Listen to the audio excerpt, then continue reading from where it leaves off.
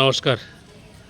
আজকে আছি আমরা আমাদের সম্মানীয় এসপি সাহেবের বা অফিসের পিছনে 5টা ফল গাছ লাগানোর জন্য। আমাদের সাথে আছেন আমাদের मैडम लक्ष्मी प्रभा जी।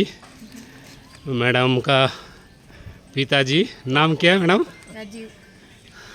मैडम का पिताजी है। আমাদের সঙ্গে সাথ দিয়েছেন, মানে সিনিয়র মানুষেও সাথ দিয়েছেন। আমরা ধন্য এবং গর্বিত।